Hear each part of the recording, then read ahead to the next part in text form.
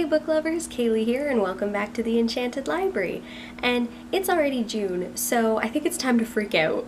I have long awaited making this video. It is the tag that is going around all the time in June, and that is the mid-year book freakout tag. This tag comprises of 15 questions that let you reflect back on the 6 months that have just passed and let you look ahead to the 6 months that are coming forward, because we are smack dab in the middle of the year, people, and that means either you haven't read enough books or you've been reading a lot of books. Either way, you need to read more books, and this is just a way for you to check yourself and make sure that you are on track. And also for people who are not on track to, give you a kick in the butt. The thing that made most of these questions easy for me to answer is lovely, lovely Goodreads. I ended up referring to my reading challenge of this year to answer quite a few of them, and I'm so grateful that I have that. So if you are on Goodreads and you want to follow me, my links for my Goodreads profile are going to be in the description down below as always.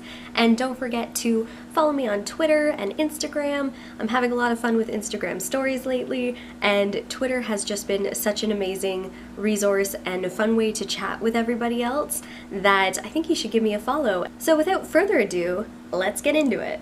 Question number 1 is the best book that you've read. Honestly, the start of this year I've read quite a few amazing books, but there was only one that I gave a 5-star rating to on Goodreads, while the rest trailed very close behind with like 4s and 4.5s. But for one book for this answer, I ended up going with Illuminae, and that's by Amy Kaufman and Kristoff. I think the reason that I enjoyed this book so much is because it was such a pleasant surprise. I didn't fully know what to expect going into it. I knew it was a sci-fi, I knew that it was written in mixed media, so I was really intrigued by it, but I did not know what I was in for when I was reading this book. I laughed, I cried, I got super, super anxious, and I'm just so excited to read Gemina. It is going to be on probably in the next couple of books that I read, I'm going to be reading it. But this book just honestly blew me away. I had so many emotions, I could not help but give this a 5-star. There were a few other books that I thought I was going to give a 5-star, but I was being a little more critical of them. This one, it was just such a pleasant surprise, I couldn't not give it a 5-star. So this, I would say, is probably the best book that I've read so far this year. Question number 2 is the best sequel you've read this year. When I was thinking about it, I realized I haven't actually read a technical sequel this year, but I did read the 3rd book in a series. So I chose that, not just because it was the only one that really fit this criteria, but I did enjoy it. So it was one of my most anticipated reads of the year, and I just was so happy when I finally got my hands on it, because there was quite the journey of trying to get a copy of this, but it was This Fallen Prey by Kelley Armstrong. So this is the 3rd book in the Rockton thriller series, and it's basically following a character by the name of Casey Duncan, and she is a homicide detective who ends up going to this remote town in the Yukon and becomes the homicide detective there. And there is so much amazing adventure and thriller and mystery aspects to it. So I highly recommend this series. It is a very fun read. It's a quick read, but I look forward to these every single year. And it was just announced that this series might actually be picked up for a television series, and they're going to have characters who are actually properly diverse, like how this story has, and I am super excited about that. And she just announced book 4 with the release date and the title, and I'm trash for these books. I absolutely love these books. If you have not read them, or you've seen them and you just haven't picked them up, please pick them up, give them a read. They are amazing. Question number 3 is a new release that you have not read yet, but you want to. For that one, I am actually going to talk about a book that has been talked about so much on Twitter and on Instagram. It's just, I can't get away from this book, but I got really, really excited when a book blogger that I know of named Brittany had actually posted a review about it and had been posting while she read it about how much she was obsessed with it, and her love of it made me want to read it even more. I will actually leave a link to her blog down in the description down below, but the book is The Kiss Quotient by Helen Hoang, and this book, I was expecting it to be a typical chick lit fiction, so when I went to the bookstore to get it, I looked in that section and it wasn't there, so I had to look it up. on their database, and it's actually a romance book, which I was not expecting at all. So this, I'm not really a big romance reader. I enjoy a good romance story, but it's probably the smallest shelf that I own is a romance shelf. So this is going to be added to that collection, and I'm so excited to read it. Basically, you have two people who end up dating, and then it turns out that they are both vying for the exact same position. So this is kind of a love-hate, want to ruin your life but also care about you kind of situation, and I'm so excited to see what ends up coming of it, if they're going to get together at the end, if they're going to become mortal enemies, how they go about sort of diabolically ruining everybody's chance of getting this job. I'm just so in for an awesome ride, and I'm excited that it's summertime so I can read it in the summer, and just very excited about this one. Question number 4 is your most anticipated book for the second half of the year. I actually have 2 for this question because one comes out in like 2 weeks, and I feel like that's kind of cheating. So I also picked one that releases in the fall. So the one that comes out in a couple weeks is The Loneliest Girl in the Universe by Lauren James. I will put a picture next to me here. I am just so hyped for this book. It's already been released in the UK for a little while, but it was also picked up by HarperCollins, and they told us about this at the HarperCollins Frenzy Presents, and as soon as I heard about it, I was so game. So it basically follows a girl named Romy. R-O-M-Y is how you spell it. I'm not 100% sure how to pronounce it, so I'm just saying Romy. And she is on this ship going to Earth 2, essentially. And during the travel, her 2 parents, they die. And it was tragic circumstances, and she's been left alone on this journey for ages. And her only person that she has contact with is via text, and it's her therapist. So what ends up happening is she ends up getting flagged and is told that she is going to be joined by another ship. So her ship is called the Infinity, and this other ship is called the Eternity. She ends up contacting the main captain of this other ship, who I think his name is just listed as Jay for now, and they get to chatting, and I mean, there's this whole idea that she doesn't know if it is better to have stayed alone or to actually have this new group join her. So I think there's going to be like a little bit of a mystery type thriller aspect to it once these two converge, and I am so excited for it. Also the fact that it's the loneliest girl in the universe, and there were sort of hints to having like social anxiety and being around a lot of people, so I'm very excited to read that because I have that, so I think it would be cool to read a character who is of the same ilk.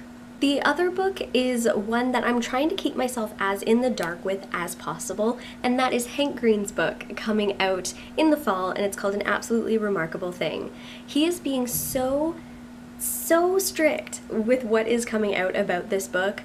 All I know is that there's Carl's, it's about social media, and that's pretty much it. It follows the story of a girl, and yeah, he's just keeping such a tight lid on it. He even said that he's not going to make it available for BEA and BookCon. He's not going to be giving out ARCs, except for basically people who are blurbing the book, and I'm just so excited. I think that is a really cool marketing ploy, but also something because he is so invested in his story that he doesn't want to risk it being spoiled for everybody else, and I'm just excited to see what he has to say. The next question is your biggest disappointment so far this year. So biggest disappointment could go 2 ways. So the first one I'm going to say is Stalking Jack the Ripper by Kerri Maniscalco, which I don't have a copy of because my friend Tara is borrowing it because she wants to see if she can get past the point that I stopped at and to figure out why I hated it so much.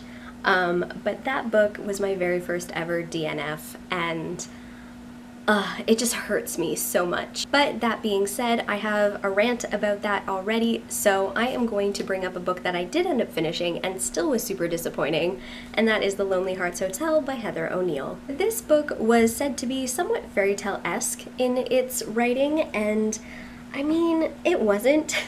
This book deals with horrible images and horrible situations for the 2 main characters, and it follows them from childhood to adulthood, and literally nothing, well, there was like a chapter I think it was where I was happy reading this book, but for the rest of it, it was just so disappointing, it was so upsetting, it was sickening, it was disturbing, and I just could not enjoy this book.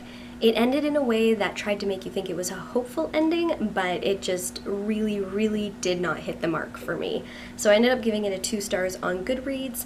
I do not recommend this book. I gave it a 2 stars strictly because it did elicit so many emotions out of me. It wasn't for that the story was really impressive or anything like that. I just feel like it should have some credit because it did elicit responses from me like that. But the story was sad, the story was depressing, and not in a good way. Like, there's some books that you read that are sad and depressing and just give you all the feels. Like, for example, Atonement, I would say, is a good example of that. This one was just awful, and I don't want to talk about it anymore. Question number 6 is your biggest surprise. My biggest surprise was a book that I did not even know existed, and I ended up getting it in an Owl Crate subscription for May in the Fight Like a Girl box, and it was because they ended up giving us 2 books that month, and the second book, which was the bonus book, was the one that really surprised me and that I am just obsessed with now, and that is Catching Stars by Kayla Keenan. And this book, I mean, this book was non-stop action-packed. It has 2 characters that you just can't help but love, and you really want to know what's going on with their stories. You're super invested in them as individuals, but also when they come together, they have such an interesting sort of dichotomy with the 2 of them, and it's just, there's so much happening in this story. It's so well written, and I think it's a debut for this author, and it is the first book in a series, and I'm so excited to continue on with the series. I really hope we get it here because it is from an indie publisher over in the UK, so I hope that we end up getting it here because I have not seen this book in stores in Canada, and I'm gonna need to find a way to get the other books because I'm obsessed. I love this book. I highly recommend it if you can get a copy of it because it's just a great fantasy, magic system, political adventure story. Question number 7 is your favorite new author. That can either be new to you or their debut novel. I ended up going with 2 because I could not decide between these 2 authors, and they are new to me but also new in their own right. And the first one is Adrienne Young because of Sky in the Deep. Her writing in this book was so amazing. She was able to really hit the nail on the head with a strong female character. The romance in this was so believable, even though it really shouldn't be. Like, it could have gone so wrong so easily. So it's a testament to her writing style that she was able to get that across. The initial premise of the story was so amazing, and it just made me love Vikings, so I'm kind of obsessed with this. If you don't know what this book is about, it follows a Viking girl and her journey when she is on the battlefield. She ends up seeing her brother. The big thing is that her brother is, well, A, fighting for the other side, but also she saw him die 5 years ago, so how is he there? Is he a spirit? Is he a captive? Like, what is going on? And she ends up going behind enemy lines to figure it out. And while she's doing that, she is just going through so much emotional and physical turmoil. It's so good, and I am eager to read basically anything that Adrienne Young puts out now. The next is Megan Bannen. She is a librarian turned authoress, and I am obsessed with The Bird and the Blade. I ended up getting this copy from HarperCollins, and I devoured it. I absolutely devoured it. It's based on the opera Turandot, and I'm just gonna say that don't actually look up Turandot because I feel like you're gonna spoil yourself, but this book ripped my heart apart. The great thing that Megan Bannen was able to do with her writing, though, is actually be able to make use well of time jumps as well as flashbacks, and it worked amazingly. The thread tied in really well together, and I know that she had mentioned on her social media that it was very difficult to do, and she doesn't think she's going to write another book that follows the same idea of writing, but I think she's a master of it. It's actually a historical fiction that reads with fantasy type elements, but you really don't even focus on the fantasy type elements. If you're just interested in like a 12th or 13th century historical fiction, I highly recommend it. Question number 8 is newest fictional crush. I'm not gonna lie, I love book boyfriends. It's the greatest thing ever, and I think I'm going to possibly make a video of who my book boyfriends are, because the list is just getting exceedingly longer, and this next one I had to add to the list because absolutely loved him, and that's Corwin from Onyx and Ivory. And I did a book talk for this book not too long ago, so I'm going to leave a link above me here and also in the description to that, because I could not get enough of this book. Corwin in this book is just, he's amazing. I absolutely love him. He is one of those people who is just genuinely good, but also trying to follow the rules, but knowing that you shouldn't in all cases. And it's just, he's such a well-rounded character, and I'm so excited to see his growth even in the next book, because she did just announce, Mindee Arnett, that the sequel and I think the final book in this duology is going to be released in May next year, and I just hope that everything that I want to happen happens, and I'm just very excited. I just want to gush about Corwin forever, and he's a strong man, he's a prince, he's smart, he's caring, and he's also a little bit conflicted at times, and it's just, he is added to my list of book boyfriends, so there you go. Question number 9 is newest favorite fictional character. I can't help but laugh at this one because I should just keep this book up. It's gonna be Kate from Onyx and Ivory. I absolutely loved Kate. She is so self-sufficient. She is able to do things for herself. She is strong. She is independent. I know that I basically said 3 different ways to say the exact same thing, but I can't get over how strong and awesome Kate is, and she is also very protective of herself, but she can break down walls when they need to be broken down, and she's just so empowering and awesome, and I just absolutely love the way that she was written in this story, and Kate and Corwin together is just my everything. So I, again, really recommend reading this book. It's got 2 amazing main characters and a really great non-stop story. Question number 10 is a book that made you cry. I actually have 2 that I picked for this one because I had to choose them both. The first one is Illuminae, and that one, I don't want to give spoilers, but there is a part in this story that a huge twist is given, and I was in so much denial about it that I just started crying. I'm like, if this is true, I don't know if I can continue on with the series. This can't be true, and I was inconsolable. So it like had shock tears, it had sad tears. Yeah, so this one made me cry for sure. And the other one, I'm going to bring up Bird and the Blade again, because this one, like I said when I talked about this before, this book ripped my heart out. Like, it destroyed me. The ending, I was somewhat familiar with Turandot, but I didn't know how close she was actually going to go to the actual opera, and I mean, she went there. And again, like I said, it destroyed me. So it is a big thing that happens, and I'm not going to say any more because spoilers, but again, I highly recommend picking this up because it's just amazing. Question number 11 is a book that made you happy. I absolutely had to pick a book that I read at the start of June, and I mean, I was reading it and I was smiles pretty much the entire time I was reading it. I was so happy reading this book that I can't believe I had waited so long to read it, and that is Simon versus the Homo Sapiens Agenda by Becky Albertalli. And I had all of the happiness about this book.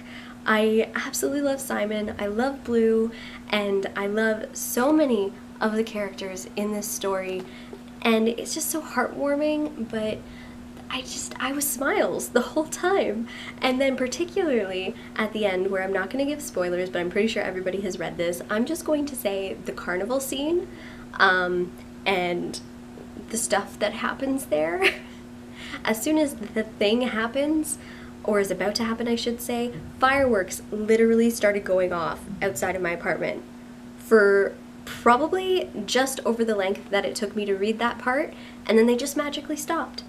So Simon versus the Homo Sapiens Agenda caused fireworks in the real world, and that just made me doubly happy, and I just absolutely love this book, and I think everybody should read it. It's amazing, and I know everybody gushes about it, and I just want to gush about it, but yes, I loved it. The next question is your favorite book to film adaptation that you saw this year. I'll be honest, I have seen a couple book to film adaptations this year, but the awful person that I am, some of them I did not read the book first, which is something I try and do so often. But one, for example, was The Scorch Trials, and I really didn't like the Maze Runner first book, so I sort of just stopped reading the series. But my dad and I, we like the movies, so I ended up watching the last one when it came out, and I just absolutely loved it. So I'm not going to actually include that. I'm just going to include the one that I watched after I had read the book, because that's a good comparison, and that has to be Love, Simon. I ended up watching it the next day after I had read it because it had been out for digital download and I was all over it, and it gave me pretty much the same feeling as when I was reading the book, where I was just so happy. There were a couple of changes that were made to the movie, as they usually do, and it did take away from the story for me a little bit. Like, there's this one scene, again, I'm not really going to do spoilers, I'm just going to say the scene when he imagines himself in college and there's like the dance number or whatever, that was kind of weird. I don't think that that needed to be in there. And then the way that they did the carnival scene, I wish that they kept it the way that it was in the book, because it was just super awkward and weird, I guess is the way to say it. But overall, I was still really happy with the movie, and I would definitely recommend it, and I will probably be watching it again. Question number 13 is your favorite video that you have made or review that you've written for the first part of the year. I ended up going with two for two different reasons. So one of my favorite videos that I did this year, which is my first year officially of doing BookTube, was the Enchanted readathon. It was my first ever readathon that I had done, and I hosted it for a few of my friends and a couple of people online. And watching that video just makes me really happy because it's like a nostalgic thing. We were just so goofy and tired, and we had bookish adventures, and that day was full of bookish chatting and reading, and it was just genuinely so fun. And it was also, I think, the first time that I had tried playing with like adding little images and things in. So I had my little tea counter and whatnot, and I just love how goofy we ended up getting because we were so delirious. And the other one I'm going to say is a review that I did and my very first official book talk, and that was on Onyx and Ivory by Mindee Arnett, because I feel like I was able to be as concise as possible while talking about that book because I had made notes. I sort of planned the way that I wanted it to go, and it turned out pretty close to what I had wanted, so I was very excited about that.